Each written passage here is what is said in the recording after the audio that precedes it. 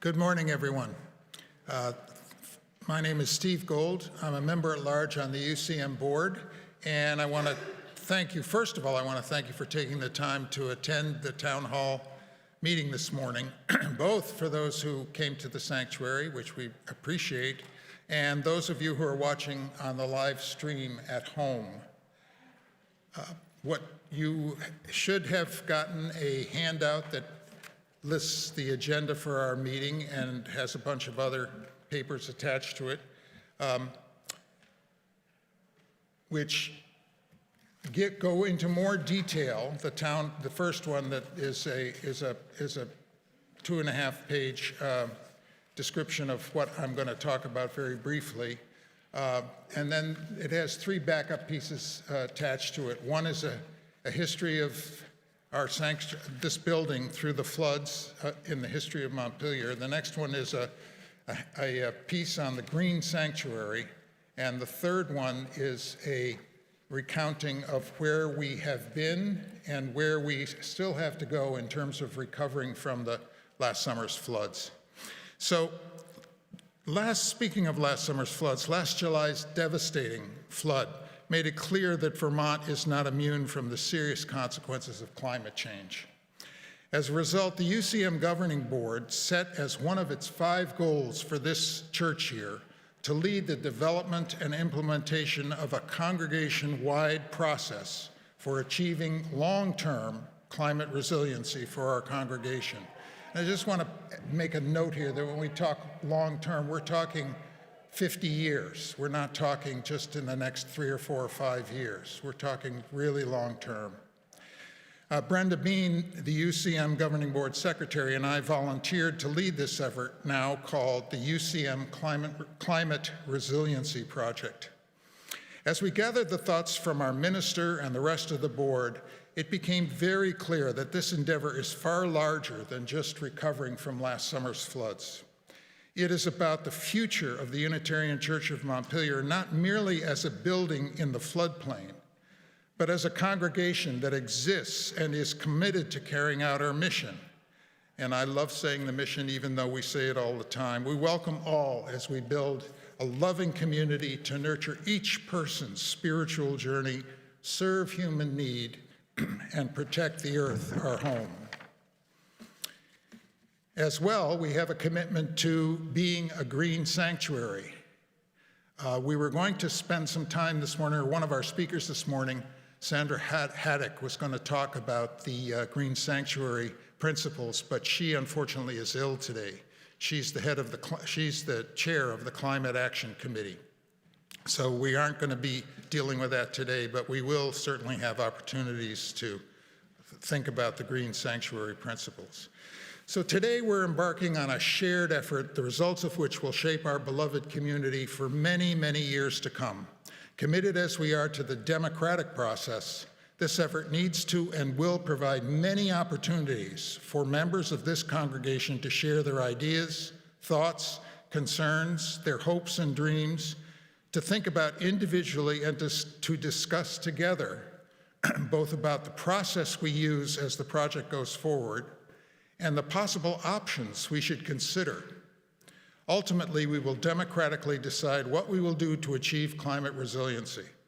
Throughout this effort, we need to care for and support each other. It is a major decision-making process for our congregation through which we must remain a beloved community.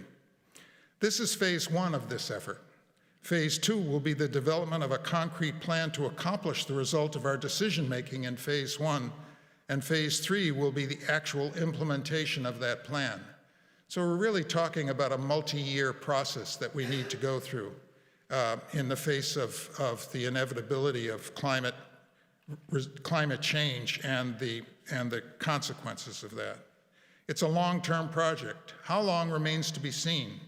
Our goal is to ensure that we achieve climate resiliency that will preserve our congregation and enable it to thrive for many, many years to come. In the meanwhile, we will complete the recovery of this building from the floods of 2023. We've provided a handout prepared for you by the board that describes in greater detail the project as it is currently envisioned. That is our climate resiliency project. Attached are 3 information pieces. One put together by board member Fran Dodd provides an up-to-date listing of all that has been done toward the building recovery and what remains to be finished. The second gives a brief history of this building in the long history of floods in Montpelier. And the third is a brief overview of the Green Sanctuary principles. For the rest of our time together this morning, we will hear from Reverend Joan, giving her thoughts on this project, and Claudia Clark, the UCM board chair, sharing the brief history of this building in past floods. As I said, Sandra Haddock, who's the chair of the Climate Action Committee, is ill today and so is not here to share with us her thoughts on the Green Sanctuary principles. Again, thank you very much for attending this morning. Please stay involved and provide your insights, thoughts, and concerns. To start that participation at the conclusion of this meeting, you'll see we've got some easel paper around the walls, double thickness to protect the walls. And there's some pens, and there are also some stickies somewhere nearby at the end of one of the rows nearby if you prefer to use a sticky to write down your thoughts and concerns as they occur to you today. We'll collect those, and again, I want to say we're going to structure many, many opportunities for people to participate in this process in small groups and in large groups and in every way we can think of or that you want to suggest to us. On the handout is a link to a collection point on the UCM website for more input from the entire congregation going forward. That's our brief overview, and I'll turn it over now to Reverend Joan.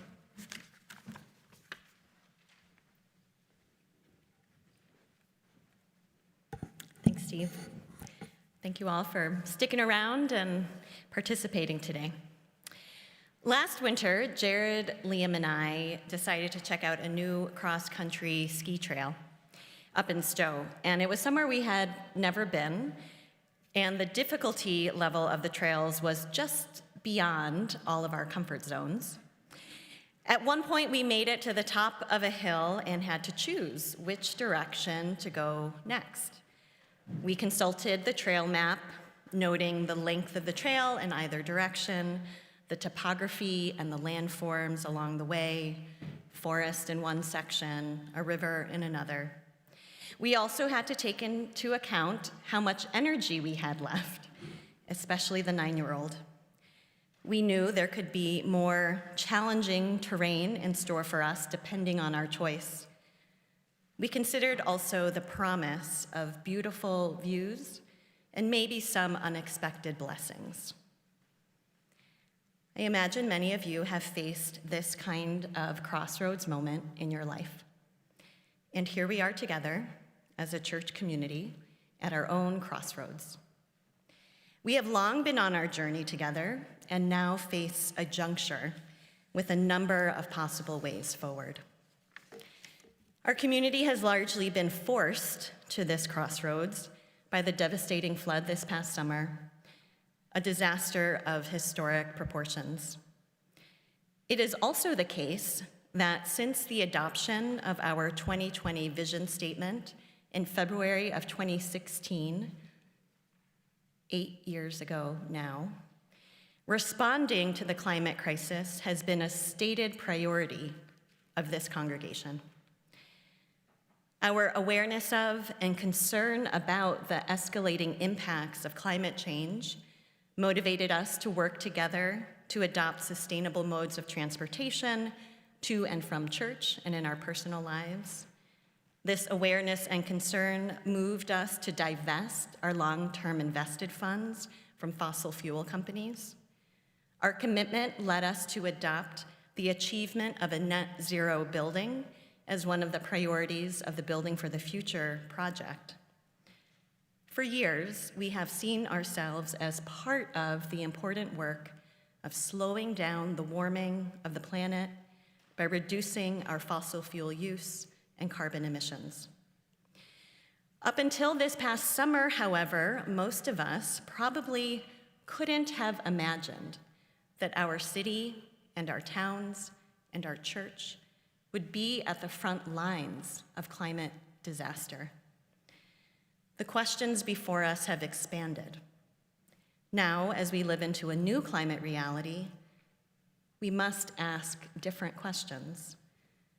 How we serve human need when there is widespread power loss due to winter storms of wet, heavy snow.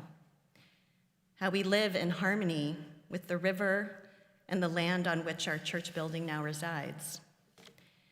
How we work towards a sustainable future in a time of escalating disaster. The root word for crisis in multiple languages means inflection point or change point. As we emerge from the crisis wrought by the July flooding, we have the opportunity to take hold of the change that was initially imposed on us.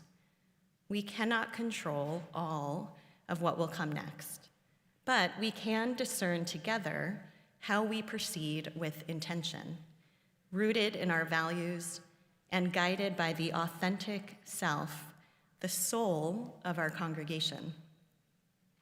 While I was on sabbatical, I charged you with being soul detectives, to pay attention to what Susan Beaumont describes as the agent of the divine spark, the authentic and truest self, the source of the institution's divine calling, character, and destiny, the protector of institutional integrity.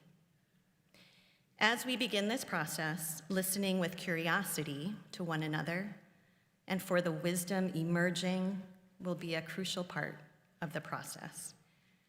The question of how to develop and strengthen our congregation's climate resiliency is intertwined with the question of who we are and who we want to be in the years to come. How do we want to be in relationship with one another? How do we want to be in relationship with our neighbors, the circle of kinship in which we are entwined? How does our Unitarian Universalist faith speak to this moment and our choices about what lies ahead? And how do any of these choices further support our mission and our shared vision for the future of this congregation and the world?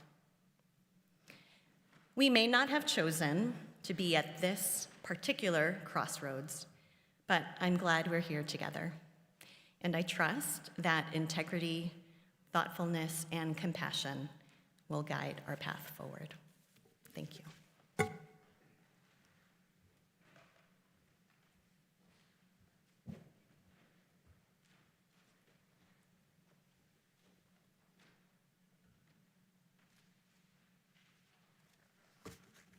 Good morning. I'm Claudia Clark.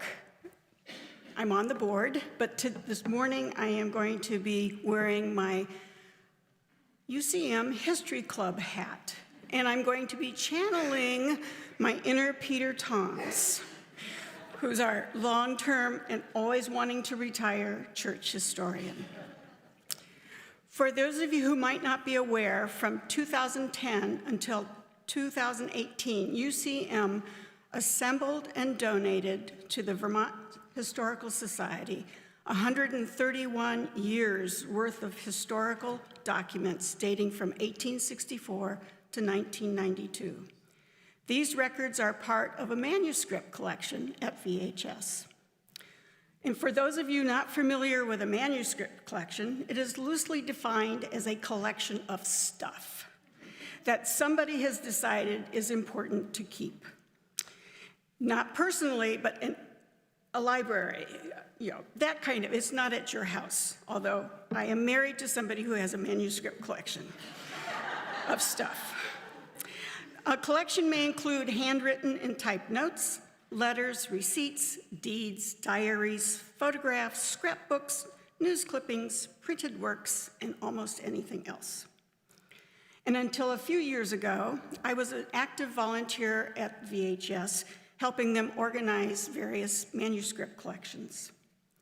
One collection took me almost 3 years. The gentleman collected and saved every tiny receipt that he ever had. It was incredible. Thousands of little pieces of paper.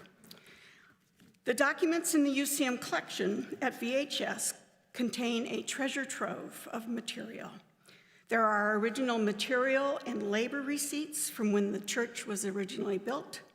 There is even a paid-in-full receipt from Thomas Silloway, the architect who designed our beautiful building, and it was for $90. There are various deeds, annual reports, records, photographs, sermons, and so much more. We are truly fortunate to have had members who saved and maybe hoarded so many pieces of paper that now comprise our written record since 1864. This morning, I'm going to provide a very brief overview of my journey through the UCM manuscript collection at VHS, seeking information on the impact of flooding on our building and on our congregation. I personally think it's important and very critical when starting a journey to look toward the future as we are today, that we be aware of our history and what has preceded us. Most of us are aware that the historical flooding has occurred in Montpelier, so I won't bore you with spending time discussing the geology, the weather patterns, etc. Before delving into the UCM collection, I did go through the VHS online data newspaper collection, searching for Montpelier floods and for the various names that our congregation has used over the years. To start this overview, I think there are two facts that need to be recognized. Fact one, prior to and since the founding of UCM in 1864, there were numerous flooding events in the Montpelier area.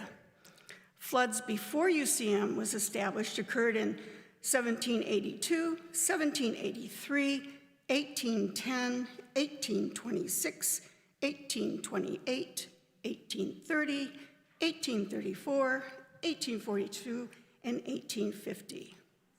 The floods that have occurred since our building was built in 1865 were 1869, when there were 2 floods, 1895, 1890, 1901, 1902, 1909, 1912, there were 2 floods. 1914, 1925, 1927, 1992, 2011, there were 2 floods. And 2023, again, as we know, there were 2 floods. The second fact is Montpelier and surrounding areas have sustained significant flood damage throughout the city's history. D.P. Thompson, who wrote in his 1860 History of the Town of Montpelier, stated, "High water was so common that annual spring freshets would sweep away the Main Street Bridge almost on an annual basis." Freshets is a new word for me, and it means, quote, "the flood of a river from heavy rain or melted snow." Going through the collection at VHS, I had expected to find a lot of references to these floods, at least the ones that were referred to as great in the newspaper. They were referred to as great floods. What did I find? From reading the local 1869 newspapers, there were 2 great floods, one in the spring and one in the fall. The one in the fall caused far greater damage than the spring flood. The North Branch Bridge on School Street, the one right outside our door, was hit by the bridges which had been destroyed upstream and pushed downstream into our bridge. And needless to say, our bridge was washed away. And it should be noted that those bridges were made out of wood, not bridges that we have nowadays. There were numerous articles in the papers at the time identifying the devastating damage throughout the area. There were also calls for the legislature to do something about regulating the dams. At the time, anyone who owned land along a river could construct a dam, and there were no requirements for what the dams were made of or how they were managed. Despite the extensive damage from the 1869 floods, I could not find any mention in our records. Until 1925, there were at least 6 more floods that caused damage in Montpelier. And again, I could find no mention of them in our records. However, in May 1906, when there was not a flood, there was a warning published for a special church meeting to be held on May 30th to discuss what repairs to the foundation would the congregation pay for. They voted again to meet on June 15th to hear what the executive committee proposed. And the reason for the need for repairs is not clearly articulated in the records, but I think one can imply that the previous floods prompted a decision to take action. On June 5th, the congregation approved the proposed work. On July 9th, the work began, and services were once again held in our sanctuary on October 21st. And the progress of the project was well documented in the local papers. What was this 4-month project? Our entire building was lifted 16 inches, including the steeple, and set on the granite underpinnings that you can see right outside the building if you look at our building. New front steps were installed, there was a new ceiling installed in the vestry, new windows installed, and the various walls that were damaged due to the uplifting of the building at the time were repaired, replastered, and painted. The cost for this project was $3,298.49, which in today's dollars represents just over $112,000. Because our bylaws, I found this really fascinating, because our bylaws at the time prohibit us from using more than the income generated from the permanent fund, because I'm sure as you all know, our bylaws say we can't take out more than 5%, although we typically take 4% out of our long-term invested funds. There wasn't enough money to pay for the cost of this project. And as a result, and I quote from the 1906 annual report, the members of the executive committee were, quote, forced to borrow money needed to complete the work, giving their personal notes for the same. Yeah, certainly not a way to encourage volunteers. Going back to the floods, the flood in 1925 was mentioned in the year-end custodian report. It was noted that the only chief expenditure of the building that year was $39.69, and that was for pumping out and cleaning out the basement because of the flood. The next great flood after the floods in 1869 occurred in 1927 on November 3rd and 4th. The floodwaters covered the vestry floor in feet versus the inches that we experienced this July. In December, the bookkeeping records showed that there were 2 specific flood-related expenditures, and I should point out, a lot of these financial records, they just gave a person's name. They didn't say whether it was a business, it was a member, or what the purpose was. But these were 2 flood-related expenditures. The minister at the time, Reverend William S. Nichols, who served our congregation from 1920 to 1933, was paid an extra $30 for cleaning the vestry. See, Joan, a way to earn extra money. George Blanchard, who was a member, was paid $173.02 for cleaning out the cellar, and then he was also paid $199.50 out of the permanent funds for flood work. On November 26, of 1927, the American Unitarian Society sent out a letter requesting assistance to be sent to, quote, to their stricken friends in Montpelier, Vermont. In total, we received over 250 sources of donations from across the country, primarily New England, totaling $11,871.95, which in today's dollars represents over $209,000. At VHS, there is a scrapbook in the collection with envelopes and letters from the various donors. In reading the annual report covering this time, I noticed that even in the past, we did like to form committees. The ancestor to our very own UCM 2023 Fruit Group was created in 1928. It was called the, quote, the Committee to Restore the Church Following the November 1927 Flood. And I wonder if they included the month and year in their name because there had been so many floods in the past. This committee oversaw the repairs and improvements to the building. As some of you might be aware, old blueprints were found under the stage in the vestry during our cleanup in July. They turned out to be plans for the building repairs that were proposed after the 1927 flood. In the records, there is a listing for a bill for those plans, but there are no plans. These newly discovered plans are currently being restored.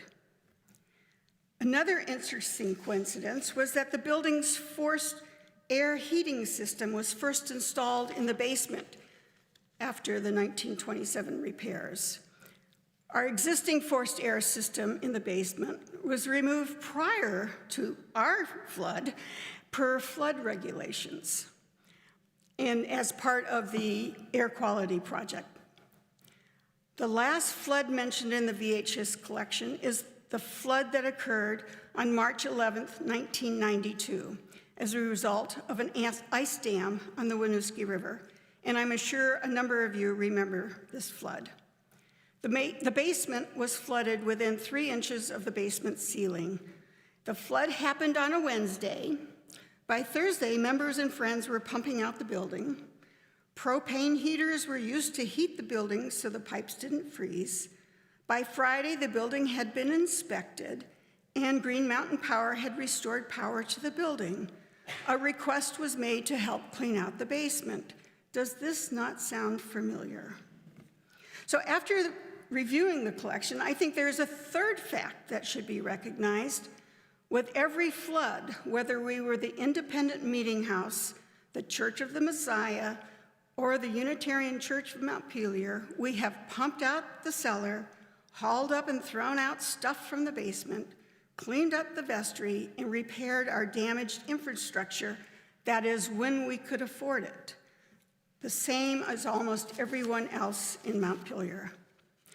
Lastly, on our flood journey in the collection is a March 14th Unitarian Church Flood News. And this one is dated, I don't know if there were more than one, we only have one copy, March 14th, 1992. And there's a quote in this newsletter that I think summarizes why we are here today. Quote, "Who says that what we do today won't make any difference 50 years from now?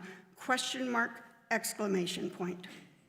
Anyway, thank you for revisiting the past with me. For those of you interested, I would highly recommend going to the Leahy Research Library at the Vermont Historical Society in Barre. It is well worth the trip.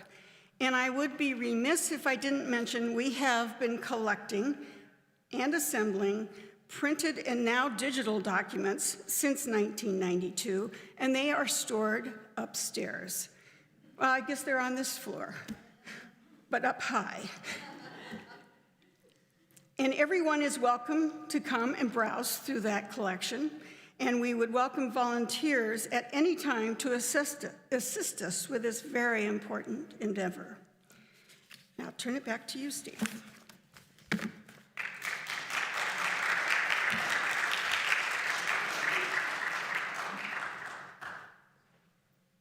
So, as I mentioned, we don't have our person to talk about the Green Sanctuary Principles, but we have some information in your handout, and we will make sure that more information is provided on that. What we want to do is to invite you, well, first of all, ask if there are clarification questions that you have, not thoughts or ideas about how we're going to proceed or what kinds of options we should consider. That's all very important information. And when we're done here, if you are carrying some of that right now, we invite you to use these posted sheets to note them down. And as I said, there's a site on the web, on our website, where you can find a form that you can fill in, to add your thoughts, and we will provide many more opportunities for that. This is really functioning as an introductory session for this long process that we have to go through. I just want to mention that in spite of Claudia's wonderful rendition of our history of flooding, which has been really the dominant issue in Montpelier, as we just heard, for 150 or 200 or 300 or 400 years, as we think about climate change going forward, the likelihood in my mind is that we're going to have other kinds of disasters to deal with than only flooding. We're going to have windstorms, we're going to have ice storms, we're going to have, who knows? And so as we think about our future as a congregation, we need to think in terms of how do we achieve climate resiliency in a very broad way. And as Joan beautifully shared with us, it's not about, in my mind, and I heard Joan say this at one point, the congregation is not the building. For many of us, our sense of UCM is deeply connected to this building. But the congregation is all of us, people, and we have to think about ourselves and our children. And as I said, 50 years from now, how will the Unitarian Church of Montpelier be able to carry out its mission in the best way in the face of the unknown changes that we are heading into? So that's what this project is about. Again, thanks for coming today, and you will be hearing a lot more about how this is going to unfold as we go forward in the coming weeks and months. Any questions for clarity for today? Oh, we were amazingly clear. What a wonderful job we've done. Okay. I believe this has been streamed, so it will be in the archive as well, which is important because I think Joan did a beautiful job of sharing with us her thoughts about it. And I was going to say to her, make sure that those get included, but they will be included in that archive. So, yes, Peter. About next steps? Yeah, I'd prefer not to get into the discussion about next steps today.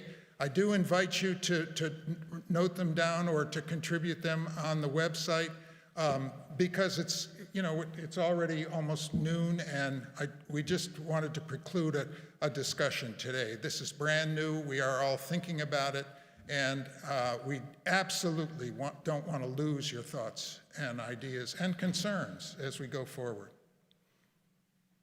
Thank you very much. See you.